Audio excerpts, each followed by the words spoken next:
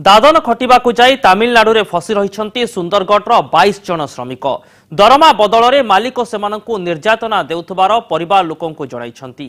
परिवार लोक एबे 22 जन श्रमिकंकु उद्धार पाई जिला प्रशासन निकटरे द्वारस्थ होइछंती।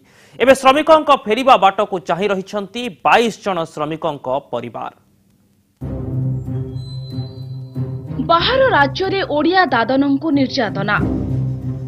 तामिलनाडु को दादन खटिबाकु जाई मालिकंक निर्यातनार शिकार होइछंती सुंदरगढ़ जिला टेंसा एवं बरसुआ गाँर 22 जन सदस्य। दलाल रमेश पात्र मासकु 10,000 टंका देबार प्रलोभन देखाई चिलिका अंचलर जने दादन सरदार को एमानंकु हस्तांतर करिथिला। गत फेब्रुआरी मासरु एमाने काम करिबाकु जायथिले, किंतु सेठारे तांको निर्यातना दिया जाउथबा परिवार लोके अभियोग करिछंती।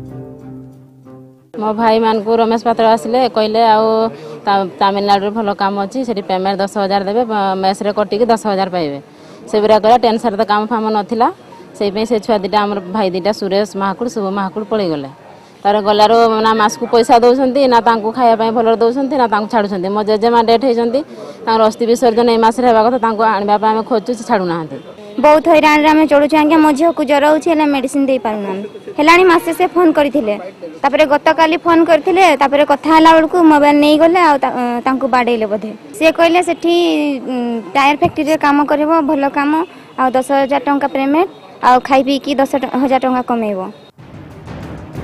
बणई सब डिविजन कोईडा ब्लॉक सुंदरगढ़ जिलार भातहांडी खनिज संपद रे परिपूर्ण कोईडा माइनिंग सर्कल वर्ष को प्राय 1,000 कोटी टंका सरकार को राजस्व देइथाय, किंतु सेही अंचलरू बाहर राज्य को दादन खटिबाकु जाई निर्यातनार शिकार हेउछंती दादन। एबे 22 जन को उद्धार करबा पई परिवार लोके एसपी को द्वारस्थ होइछंती। ए संबंधी थाना रे गोटे केस रजिस्ट्रेशन होइछे एवं लेबर डिपार्टमेंट संगे आमे कोऑर्डिनेशन करूछु एवं तांको सेटर उद्धार करिया को चेष्टा करूछु। संपर्क रे समझतो से लेबर मान को सहित भी संपर्क स्थापन करा जाउछि। खूब शीघ्र उद्धार होई जिवो बोली आशा अछि। सरकार पक्षरु तुरंत कार्यानुष्ठान ग्रहण करा जाई श्रमिकों को उद्धार करने को साधारण दाबी होइछि। राउरकेला प्रताप पाढ़ी रिपोर्ट, कनक न्यूज।